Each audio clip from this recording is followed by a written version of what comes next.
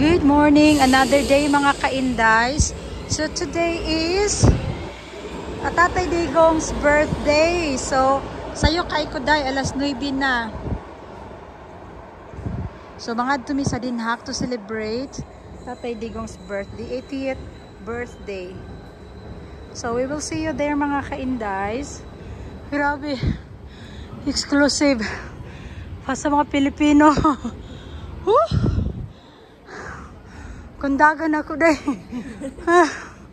Nag-aabot ako ang ginhawa kay nagpato ko kandila para kay Tatay Digong. Sa mukha inday oy.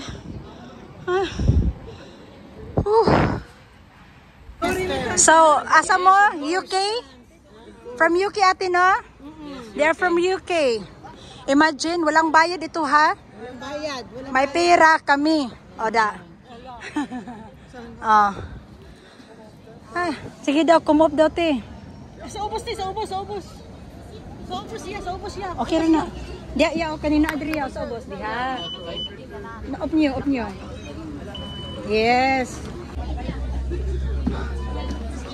Asa kayo? All Filipinos. Diba? Yeah. So these are all Filipino. Almost 95% is a Filipino in this bus. See ya? Different countries. At Kuya, you're from? Ireland. Ireland. Together with his wife. Welcome here in Netherlands. Yes. Salamat ha. Yes. Support yun ta. Tatay Digong, yeah. Yes. You pay with Ate, did you pay with your own money, right? Yes. You didn't receive any 1 cent from Duterte, right? No. Yeah. Ayan. Yes, their own salary, their own day off. Yes. Correct. Imagine ka, nanggawas na tanan ng mga Pinoy, to ara ang kasulod tanan. Pinoy ni siya tanan.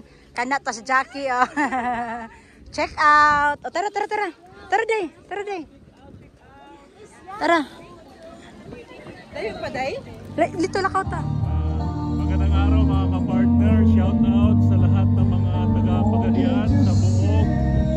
So mabuhay po kayong lahat dyan. Mula dito sa Seminay Europe. Pagpalain kayong lahat. Buog si Bugay. So nandito kami ngayon sa ICC Detention Center. Nag-picnic ang lahat ng mga Pilipino bilang pakikisa sa birthday celebration ng ating mahal na dating Pangulong Rodrigo Duterte. So shout out sa lahat ng mga taga-Buog Sibugay. Mabuhay kayong lahat. Shout out sa lahat ng mga taga-Pamintayan, Sibugay. Mga kapatid nating Muslim dyan. Mabuhay kayo. Waiting for you. Seminay Europe, ang boses ng bayan.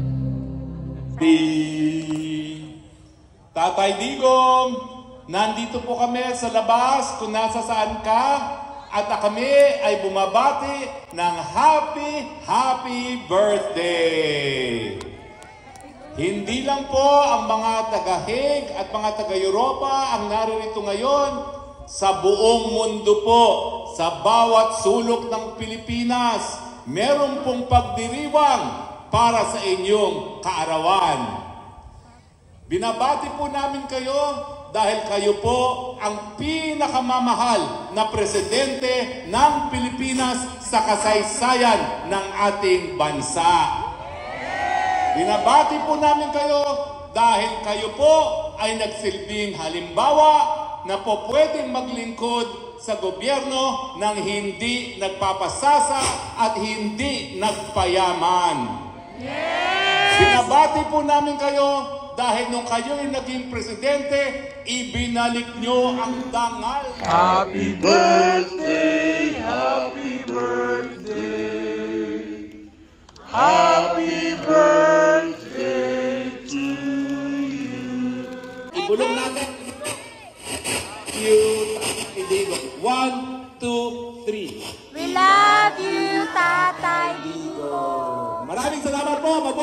Pinas.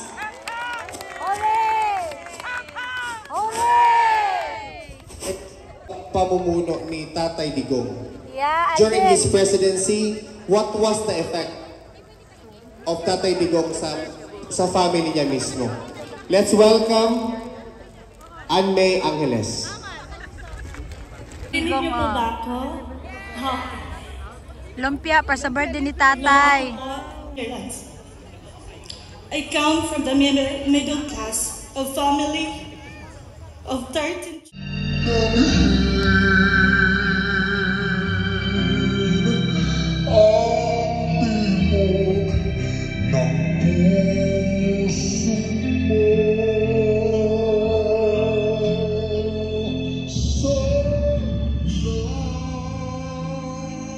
Outside the detention so shout out sa mga taga-Buog, si and Davao City who was touched.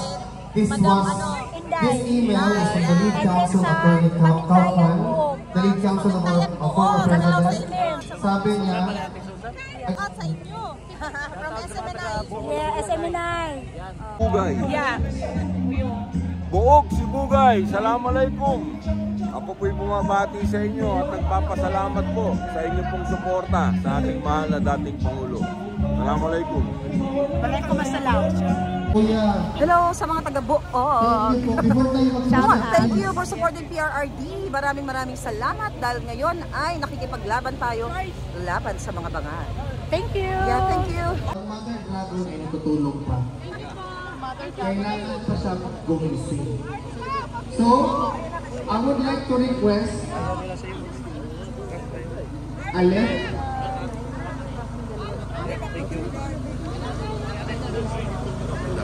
I would like to request one performance from Ana while the mother dragon is slowly waking up.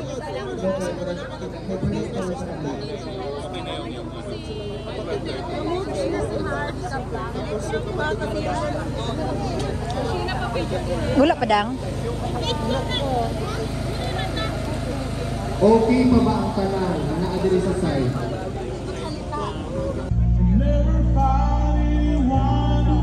Okay lang pa. Pilipino eh. Sasalubong mo na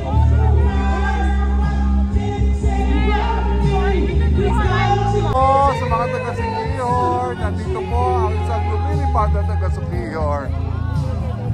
Nag-landing lang dito sa cave para bumati na happy birthday kay Tatay Digong. Take off again! Mga kababa, hindi yung mga mayayaman. Kung naaalala niyo po, si Digong ang lumaban. Huwag niyo pong kalilimutan, si Digong lamang ang lumaban sa mga Olimpiya. Siya lang ang tumayo. Wala nang iba. Yan ang isang dapat natin ipagpasalamat. Hindi lang tinatawag natin iniligtas tayo sa droga. Hindi lang po. Yung kanang gabi. Ay, tawag ka na eh. Tayo na sana makauwi na Digong. Good morning, Ma'am.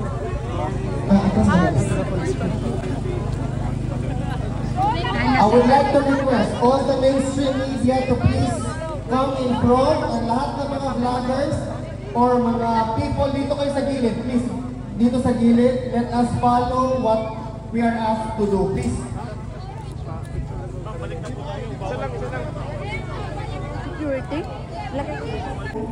Nandito ay hindi taga Netherlands, marami ang nagbiyahe doon sa downtown, sa city center, galing ng London, galing ng Belgium, may dumating na galing sila nagsimula alas 2 ng hapon at hanggang kumuha po ako ng mga gamit na hindi kailangan o hindi ginagamit ni Pangulong Rodrigo Duterte doon sa loob, ay pinakuha mag video footage at pictures sa kanilang facade ng kanilang detention facility, lalong-lalo na sa mga tao na pumapasok at lumalabas. Bakit ka umiiyak? Mag-aral ka, bumalik ka sa mga libro mo, mag-aral ka. Ganun siya na klase na parent, no? Ang mga bagay na iniiyakan lang ay kung nakidnap ka or nabuntis ka na wala sa panahon. So yun ang pinagpapasalamat ko sa kanya ngayong araw ng kanyang kaarawan. And syempre, napaabot ko yung pagpapasalamat sa ating mga kababayan sa iba't ibang panig ng mundo sa pagpapakita nila ng suporta sa ating Pangulong Rodrigo Duterte. Idasal natin ngayong araw na ito na sana ay ibalik dahil inaantay na siya doon ng mga Dabawenyo dahil siya ay pa siya ng Davao City. At syempre, idasal natin na siya ay bigyan ng lakas ng loob na harapin lahat ng kanyang problema sa paglalaba, pagluluto, at paglinis ng kwarto niya dyan sa loob ng ICC Detention Center. Dahil nasanay kasi siya na merong girlfriend o merong ka-live-in na nag-aalaga sa kanyang pagkain, paglilinis ng bahay, at paglalaba. So hindi ko lang alam ngayon, dahil ilang araw na rin kami hindi nagkausap, kung natuto na ba siya maglaba. Sinabihan ko siya na kailangan mo talaga matutong maglaba kung hindi pa balik-balik yung dapit mo na hindi mo siya malinis. So sana ay, yun nga, ipagdasal natin na malampasan niya ang hamon ng paglalaba, pagluluto at paglilinis. At sana ay, dasal din natin na sana ay kunin na niya yung kanyang pauwi sa Davao City at bumalik sa pagsiservisyo sa ating bayan. Noong nakaraang rally, noong 23, March 23, sabi ko sa inyo, di ba? Ako, may takot ako para sa kanya na ibalik siya sa Pilipinas dahil nakita naman natin kung ano yung kapasidad na kanyang mga kalaban. They can easily assassinate a person on the airport tarmac, no? So yun yung takot ko. At sinasabi ko sa kanya yon, pero ang kanyang paninindigan na gusto niya talagang umuwi sa Davao City ay out of him. So, sabi ko sa kanya, sabi ko, 80 ka naman na. So, kung anong gusto mo, ay yun ang ibibigay namin sa iyo. Dahil mahalaga sa isang tao na 8 years old, ay masaya siya dahil meron na lang naiwan na 20 years sa buhay niya. Because I'm sure kukunin na siya may 100, no? By the moment na makuha niya yung 100,000, okay, I'll go. Ito yung baon ko. Yeah, so very important. Hindi lang kay Pangulong Rodrigo Duterte, but doon sa mga lolo-lola natin, mga magulang natin, mga kapatid natin na 80, 85, 90, 95 years old na bilang na yung kada ay maalala nila na during the last 20 years or 30 years of my life, I was happy and I was able to do what I wanted to do in my life for my country and especially for God. So, ang ating pamilya ka doon, magkabahay ka doon sa ating bansa. Simple lang ang pangarap ng mga tao na nagsimula sa walang-wala. Pero, nagtataka ako bakit hindi natin nakikita sa ating bayan yon. Somehow, hindi umaangat yung bayan mo. Robin, narigid sa mga tubangan. Appreciate their candidness sa akin, na minsan nagsasabi na lang ako na totoo yan. Marami pa kaming kailangan gawin sa aming bayan para kami maging number 1 dito sa ating region. But it is not impossible because napakasimple lang kasi ng formula niyan. Kailangan lang ng security. At yung security o peace and order, isang component ng security ay peace and order, ay may kapares na development plans, development projects, kung saan dapat pumupunta ang pag-unlad ng Sa Filipino community, we actually would like to express na meron pong book compilation ng mga letters ng mga Filipino all over, especially from Norway, na traffic lang daw. Meron kaming circulate na book. Sana ibigay ninyo sa amin para mabigay natin kay VP. So, sobrang dami siguro. Tinago. Huwag nyo namang itago. Ayan yung libro. Tingnan niya. Yan na libro, ma'am. Para magsilat sila lahat. Ibibigay po namin sa iyo mamaya. Tayong lahat mag-go. 1, 2, 3, go! Baka naman hindi namamatay na kandila yan, ha? Yay!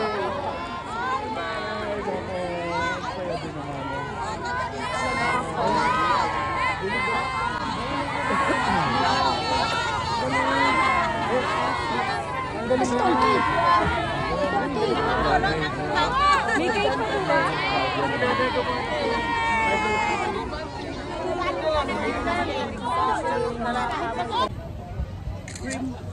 Just cream. Hindi to.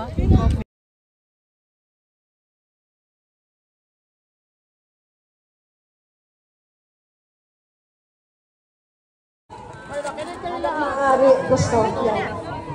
Palangga, wag tayo magkikita na. Kasi alam mo naman, unless na tayo may insurance. Lahat meron. Insure daw lahat. Yan, picture kayo. Picture kayo. Relax lang, relax lang. Ano na mga kamera? Ano na mga kamera? Yan. Alvin. Relax, ma'am. Kay Idol Robin at sa lahat ng mga Pilipinong nandito. Isisigaw, please bring home, mahal namin, Tatay Digong. Kami magmamahal sa'yo, hindi kami magbabago, ipaglaban namin ang kalayaan mo. Please bring him home. Please bring him home. Aya, kasi sa te. Bigyan ko kay Sarah. Thank you, ate.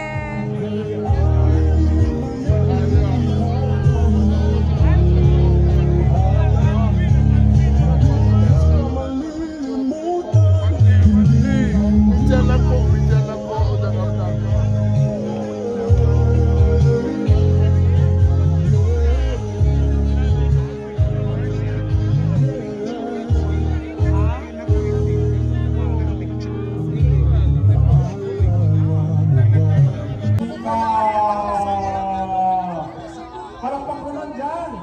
Yes! Marlika! Opo muna tayo, Palangga. Hindi ako sasayaw hanggang hindi kayo nakaupo lahat. Opo muna tayo. Alright, so upo muna tayo. Sheena, you're here. Oh, that's okay. Okay. Alright, hindi ito na-foresee ng Marcos administration. Na akala nila kapag nagipit sila ng tao, mangitna, or kung ano mang kalokohan ang gagawin nila o kabalbalan, hindi na po kayo kikibo. Pero nagkamali sila.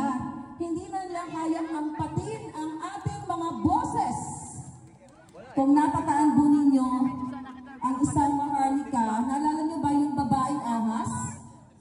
Yes, yun yung una sa mga expose natin. The reason why may mga technologies. Katulad nyo, ako ay nangarap na magkaroon ng pagbangon muli ng Pilipinas. Katulad ni Vice President Sara, naniwala tayo sa unity na ang layunin natin ay maibangon sa kahirapan, mabigyan ng opportunity ang ating mga kababayan para magkaroon tayo ng maalwa na bukas. Process na hindi tayo sang-ayon sa ginawa ng Marcos administration. Alright? So, mga kababayan, nung March 11, balikan natin si PRRD, lahat tayo nakatutok from Hong Kong, doon sa pinaka-successful nilang event. Ako noon, actually, habang ina-abduct si Pangulong Duterte, ako po noon ay abala sa kasasagot sa mga kinaso sa akin ng gobyerno ni Marcos sa Amerika. Alam nyo na yun, di ba? Kinasuhan nila ako, 4 cases, 1 case dismissed, 3 are still fighting. Ito po ay pag-intimidate sa akin para tumigil na yung ngangabels ko. Sabi kasi ng mga bangag, kasuhan natin tong babaeng ito, ayaw tumigil. Tinamnan na natin ang kaso, nag-fabricate na tayo ng crime sa Pilipinas, binigyan na natin siya ng kaso para out of focus, financially, emotionally, pero nagkamali po sila. Sabi nga nila, ang sundalong sugatan, lalong lumalaban at lalong umaalindog. Kaya dapat huwag po tayo matakot. Kailangan natin ipaglaban ang ating karapatan. Mga kababayan, ayaw ko na pahabaan kasi lahat naman tayo halos. Distressed mother, I call her, nung hindi ko siya lumalabas, distressed mother. But her real name is Sheena Makapinig. Sheena, come over. Alam ko, grabe ang iyong pinagdaanan. Pero alam nyo, nagkakamali kasi yung Marcos administration. Iiksiyan ko lang. Jackie, sunod na yun. Thank you naman. Sige po. You're welcome. Itong siya, Tony. Thank you so much. Yes.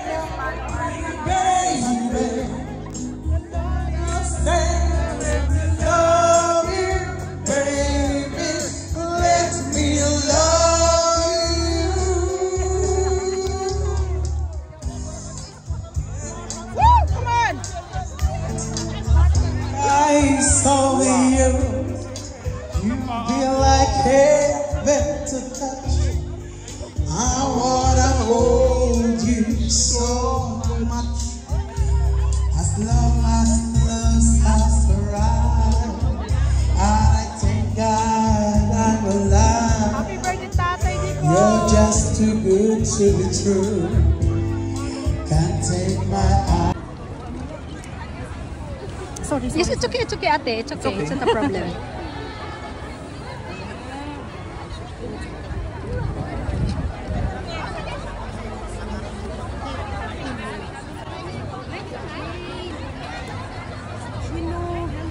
Cinka kani sila lagyo pa kaayo, badala og bag.